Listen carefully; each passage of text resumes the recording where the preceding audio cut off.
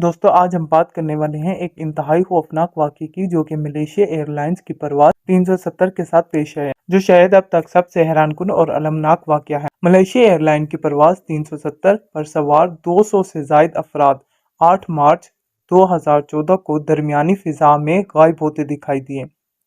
हुकूमती ओहदेदारों के बावजूद उन्होंने इसे बेमिसाल करार दिया।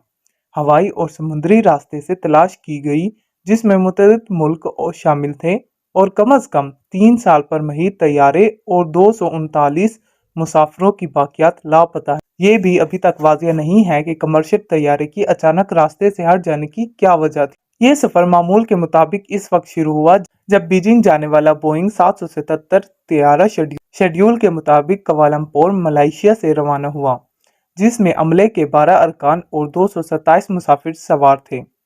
लेकिन ये एयर ट्रैफिक कंट्रोल सिस्टम के दरमियान मामूल के हवाले से जल्द ही गायब हो गया। हुकाम ने बताया कि अपनी तयशुदा मंजिल की तरफ जाने की बजाय जहाज ने जजीरा नुमा मलेशिया के पार वापस उड़ान भरी और जुनूबी बहरिया हिंद की तरफ अपना रास्ता बनाया। एक न्यूज़ कॉन्फ्रेंस के दौरान वाक़ये की ताज़ा तरीन हिफाजती तहकीकाती रिपोर्ट के इजरा के तफ्तीशकार कोक सुचोन ने कहा कि किसी वजह की तस्दीक या इनकार नहीं किया जा सकता। टीम के पास दस्तयाब शवाहिद की नुमाया कमी की वजह से उन्होंने कहा कि हम किसी भी यकीन के साथ ये तयन करने से कासिर हैं कि तैयारे का रुख मोड़ने की क्या वजह थी। किसी वक्त हवाई जहाज के निज़ाम को दस्ती तौर पर बंद कर दिया गया था, लेकिन कोक ने कहा कि निशानात इस बात की निशानदही नहीं करते थे कि परवाज के पायलटों ने बदनीयती से मवासलात को मुनक़ता कर दिया। तफ्तीशकारों ने कहा कि किसी तीसरे फरीक की तरफ से गैर कानूनी मुदाखलत का इम्कान भी था।